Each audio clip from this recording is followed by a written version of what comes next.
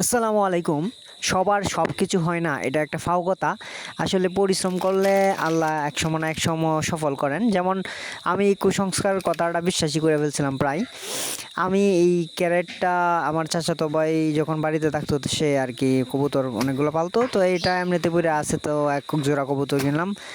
কবুতর কেনার পরে ডিম পাড়ছে, তখন কয়েকদিন পরে আবার দেখি পায়রি নাই, হঠাৎ করে হারায় গেছে। আর পায়রাটা আমার চাচাতো ভাইয়ের এক পায়রির সাথে যায় মিলে গেছে। তারপরে ওটা থেকে বাচ্চা হওয়ার পরে আমার এক জোর ইয়া দিল আর কি, বাচ্চা দিল। ওইগুলো আমি আর একটু বড় করে যখন আমার খোপে আনলাম, তখন দেখি যে দুইটা মানে কিছুদিন যাইতেই ডিম দিছে আর কি। ডিম দেওয়ার পরে ওই পরের মাসে দেখলাম আবার প্রথম মাসে তো নষ্ট করে ফেলছে ডিম, দ্বিতীয় মাসে 3 ডিম। দেখে ভাবলাম যে কি ব্যাপার, এত অল্প দিনে 3 ডিম পায়রা দিল। তখনও বুঝতে পারি না আসলে, আমি ভাবছি একটা পায়রা হয়েছে আর একটা পায়রি হয়েছে, কিন্তু আসলে হয়েছে আপনার দুইটাই পায়রি।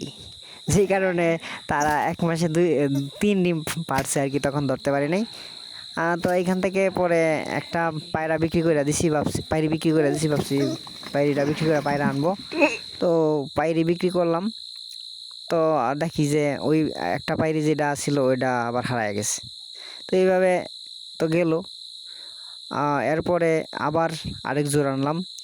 এই এক জোড়া আনার পরে একটা যেদিন আনলাম ওর পরের দিনে আবার ডিম পারলো। ডিম দেওয়ার পরে এদেরকে সবাই বলতেছিল যে আমি ওই নতুন পায়রি নিয়ে আসছি আর কি, আমি কিনে টকছি, এরকম বিভিন্ন কথা বলতেছে। যে মানে যে আনিপথ দিয়ে আনার সময় ওই বিভিন্ন মানুষ বিভিন্ন কথা বলতেছে।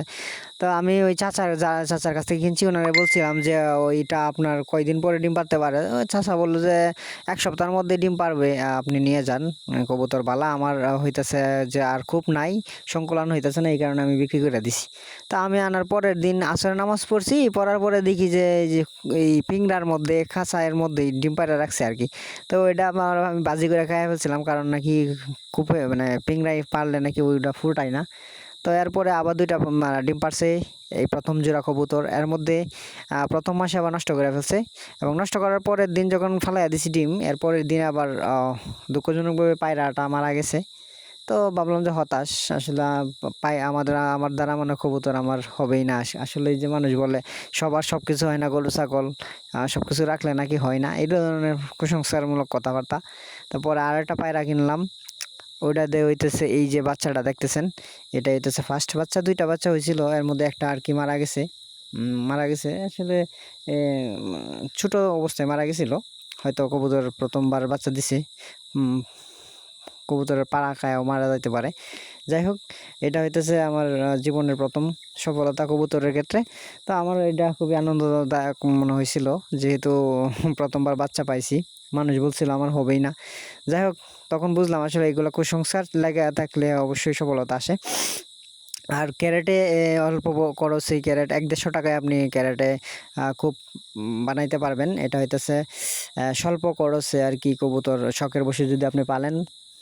আসলে শখের বশেই মানুষ আগে পালে, তারপর হয়তো বাণিজ্যিকভাবে অনেকেই যাইতে পারে।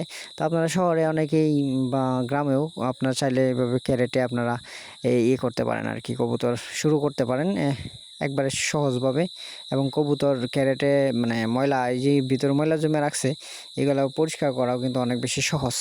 তো সব মিলে দেখা গেছে যে একটা খাটের মানে খুব বানাইতে গেলে 400-500 টাকা হয়তো লাগবে, কিন্তু 100-150 টাকায় আপনি একটা ক্যারেট কিনে অল্প আপনি নিজেই বানাইতে পারবেন।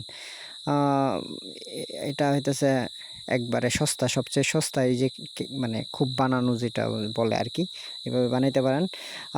আর ভিডিওটি ভালো লাগলে অবশ্যই ভিলেজ গ্রু অফিসিয়াল চ্যানেলটি সাবস্ক্রাইব করে দিবেন, লাইক কমেন্ট করে পাশেই থাকবেন।